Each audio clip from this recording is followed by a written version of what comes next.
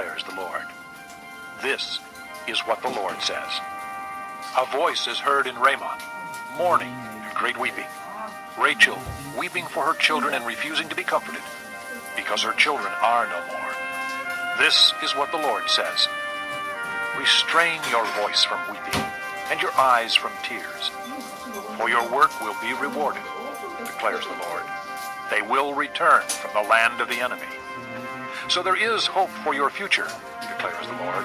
Your children will return to their own land. I have surely heard Ephraim's moaning. You disciplined me like an unruly calf, and I have been disciplined.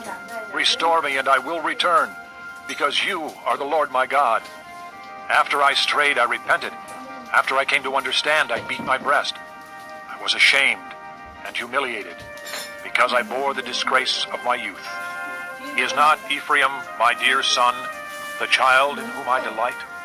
Though I often speak against him, I still remember him. Therefore my heart yearns for him. I have great compassion for him, declares the Lord. Set up road signs, put up guideposts. Take note of the highway, the road that you take. Return, O Virgin Israel. Return to your towns. How long will you wander, O unfaithful daughter? The Lord will create a new thing on earth.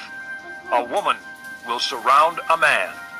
This is what the Lord Almighty, the God of Israel, says. When I bring them back from captivity, the people in the land of Judah and in its towns will once again use these words. The Lord bless you, O righteous dwelling, O sacred mountain. People will live together in Judah and all its towns, farmers and those who move about with their flocks. I will refresh the weary and satisfy the faint. At this I awoke and looked around. My sleep had been pleasant to me. The days are coming, declares the Lord, when I will plant the house of Israel and the house of Judah with the offspring of men and of animals, just as I watched over them to uproot and tear down, and to overthrow, destroy, and bring disaster. So I will watch over them to build and to plant, declares the Lord. In those days, people will no longer say, the fathers have eaten sour grapes, the children's teeth are set on edge. Instead, everyone will die for his own sin. Whoever eats sour grapes, his own teeth will be set on edge. The time is coming, declares the Lord, when I will make a new covenant with the house of Israel and with the house of Judah.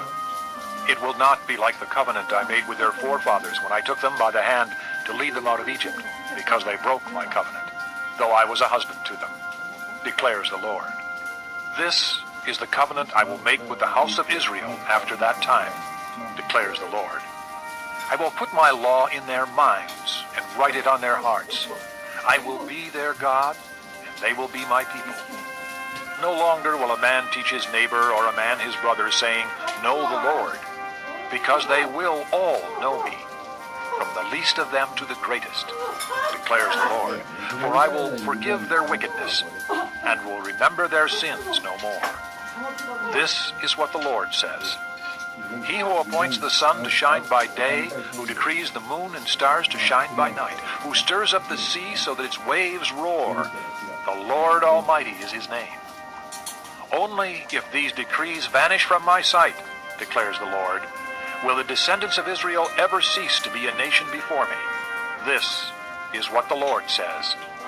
Only if the heavens above can be measured, and the foundations of the earth below be searched out, will I reject all the descendants of Israel because of all they have done, declares the Lord.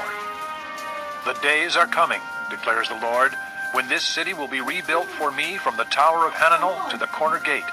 The measuring line will stretch from there straight to the hill of Gareb and then turn to Goah. The whole valley where dead bodies and ashes are thrown, and all the terraces out to the Kidron Valley on the east, as far as the corner of the horse gate, will be holy to the Lord. The city will never again be uprooted or demolished. Chapter 31. At that time, declares the Lord, I will be the God of all the clans of Israel, and they will be my people. This is what the Lord says. The people who survive the sword will find favor in the desert. I will come to give rest to Israel. The Lord appeared to us in the past, saying, I have loved you with an everlasting love. I have drawn you with loving kindness.